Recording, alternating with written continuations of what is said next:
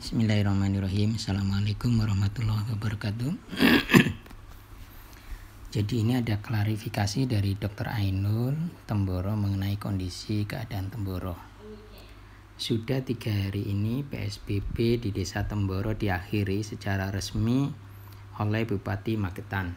Secepat kilat nuansa alami desa dengan ketenangan dan dinamika khas Temboro kembali seperti semula. Lantas banyak orang dari luar sana yang penasaran ingin tahu bagaimana Temboro yang sebenarnya selama masa lockdown ini. Mereka bertanya kepada saya karena saking banyaknya pertanyaan yang sama, saya hanya mengirim ulang jawaban pesan suara saya kepada penanya pertama. Inilah jawabannya. Assalamualaikum warahmatullahi wabarakatuh. Ya, Pak Yunus, itu ada benarnya juga. Tapi memang untuk memberikan penjelasan yang proporsional kepada orang itu memang perlu penjelasan yang panjang dan tidak mungkin untuk memahami kondisi yang sebenarnya. Jadi sebenarnya begini, memang Temboro secara laboratoris pemeriksaan swab memang ada banyak yang positif. Sekitar mungkin total ada 100-an lah gitu ya, baik yang tinggal di Temboro maupun orang Temboro atau komunitas Temboro yang pulang kampung ke seluruh Indonesia dan dites di daerah sana dan dinyatakan positif swab. Itu memang benar adanya. Itu namanya diagnosa laboratoris corona. Namun kita sudah memonitor mereka satu persatu karena kita bisa mengakses mereka bahwa semuanya mereka 100% adalah sama sekali tidak ada gejala klinis. Artinya diagnosa klinis corona dari awal sampai sekarang itu tidak ada. Ini bagi kalangan medis sudah sangat mudah memahami. Jadi diagnosa positif laboratoris ini benar. Tapi secara klinis di Temboro sama sekali tidak ada yang menderita corona. Ini mudah kita membuat klaim seperti itu karena semua orang yang positif laboratoris kita mantau, kita bisa memonitor dan kita bisa menanyakan bagaimana perkembangan hari demi hari. Termasuk mereka yang dikarantina di rumah sakit, kita tanya balik bagaimana kamu penanganan selama di rumah sakit. Hampir semuanya mereka adalah sama sekali tidak ada gejala. Dan kemudian mereka tidak pernah mendapatkan pengobatan karena memang sehat. Hanya ya nutrisi bergizi tinggi, vitamin E, vitamin C dan seterusnya. Jadi ini persepsi ini memang sulit untuk dipahami atau kita minta dipahami oleh banyak orang. Maka secara mental di Temboro sendiri sebenarnya enjoy saja. Sama sekali kita sebut tidak ada orang yang sakit corona. Jadi apa yang dikhawatirkan? Begitu. Kita sendiri merasa tidak sedang terancam atau sedang khawatir seperti malah kebanyakan orang menghadapi Temboro. Maka kita anggap ini lucu banget. Kita sendiri orang yang dipersepsikan sebagai zona merah, bahkan zona epicentrum corona, kita sendiri enjoy saja. Wong nyatanya sama sekali tidak ada yang secara klinis terdiagnosa corona.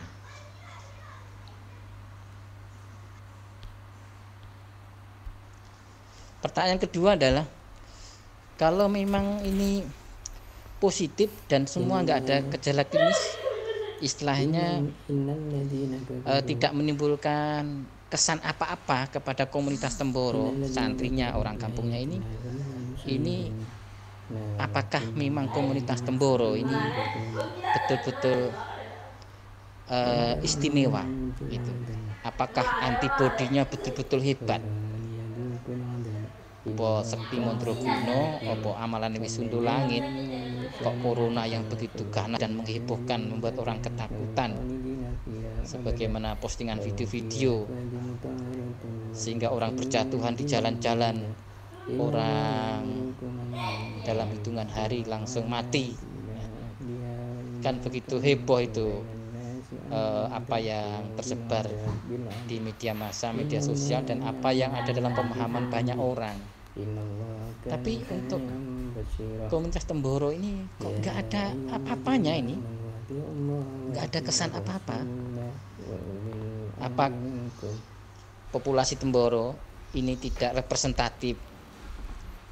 Sebenarnya representatif juga, karena Temboro ini heterogen banget. Ada anak-anak muda yang usia memang antibodinya lagi optimal, dan ada orang tua yang sepuh-sepuh sejak balita sampai manula lengkap di Temboro. Tapi semuanya tidak ada satupun mereka yang terkena dampak secara klinis dari corona. Nah, pertanyaannya ini yang kedua ini, loh opo Mboro kejan hebat-hebat begitu. Tapi ini saya jawab sendiri ya, ini karena apa ya, jangan ujub, jangan sombong, dan memang tidak pantas itu disombongkan. Karena apa? Karena faktanya antibodi orang Temboro ini tidak hebat. Antibodi orang Temboro ini seperti lumrahnya kebanyakan orang. Di Temboro banyak orang yang sakit TBC, disentri, tipes, bagian malaria. Anak santri banyak yang sakit amandel, batuk pilek sebagaimana biasa. Hari-hari mereka juga terkena penyakit itu. Jadi tidak benar kalau ada sesuatu yang istimewa pada antibodinya orang Temboro. Nah, ini kalau pertanyaan kedua ini saya jawab itu sendiri dengan bahwa tidak ada satu yang istimewa yang antibodi Temboro, tapi semuanya dinyatakan positif laboratorium corona. Ini ya kemudian menimbulkan pertanyaan berikutnya begitu. Ini secara ilmiah ini representatif loh ini ya. Data Temboro, populasi Temboro ini representatif. Orangnya heterogen dan jumlahnya cukup. 4.000 penduduk kampung dan 20.000 komunitas santri di tempat yang terlokalisir dan penduduknya padat. Tapi semuanya nggak ada sampai sekarang. Sekali lagi nggak ada yang diagnosa klinis corona. Memang benar bahwa ada yang dirawat di rumah sakit, tapi dia datang ke sana dengan diagnosa sama sekali bukan corona.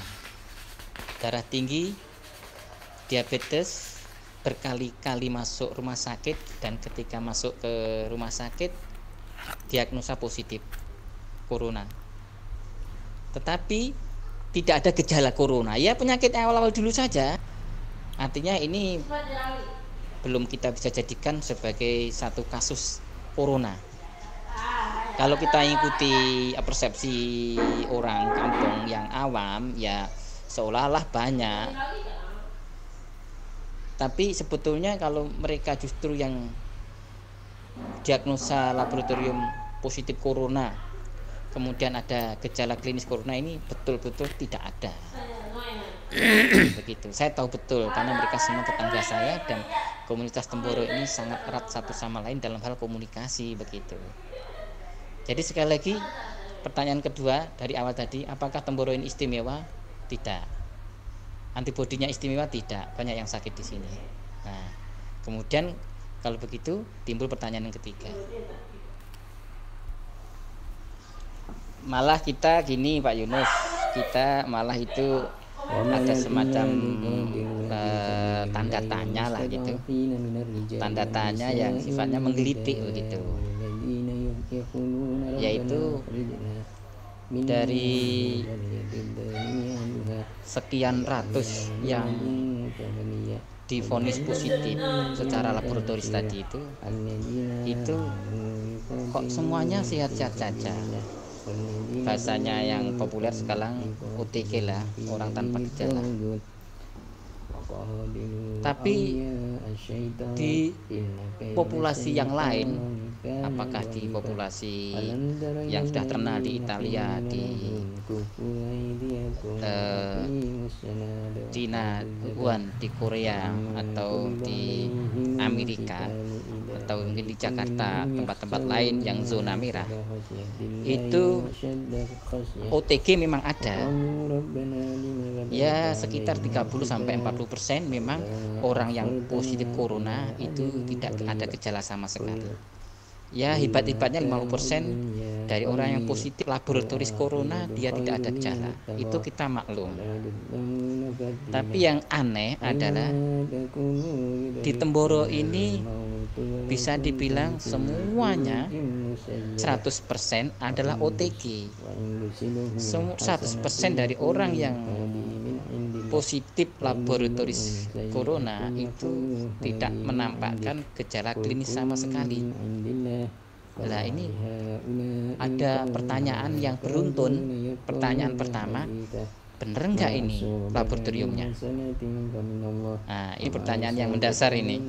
Bener nggak ini? Kan selama ini juga kita belum pernah melihat hasil hitam di atas putih dari laboratorium yang diberikan kepada kita. Maksudnya dari aparat desa, Pak Lurah ataupun dari pihak pondok ini selama ini kita hanya mendapatkan laporan yang menjadi kesimpulan akhir sekian jumlahnya, sekian namanya positif swab begitu. Tapi kita sendiri belum pernah ada lembaran laboratorium yang hitam di atas putih. Tapi seandainya ada pun itu kita tetap bertanya, mengapa ini kok sepenuhnya 100% laboratorium positif corona tetapi kok tidak ada gejala apa-apa? Ini kan aneh ini. Apakah ada yang nggak benar dengan laboratoriumnya? Gitu. Ya ini sebenarnya juga pertanyaan yang nggak bagus ya. Ini kok sebetulnya pertanyaan orang yang paranoid atau pertanyaan orang yang suudon. Ini kan orang suudon kan nggak boleh ya. Tapi ini pertanyaan karena ini betul-betul anomali ini. Hampir tidak ada di seluruh dunia saya bilang yang 100% positif terkonfirmasi corona, 100% satu populasi itu sama sekali nggak ada gejala klinis corona. Ini nggak ada, hanya Temboro aja ini anehnya ini. Maka timbul pertanyaan, tapi kita ya menghibur diri lah supaya kita tidak paranoid dan tidak suudon kepada laboratorium, apalagi pada gugus COVID ini. Kita husnudon sajalah, memang datanya benar gitu. Kalau seandainya datanya benar, maka ada pertanyaan yang kedua.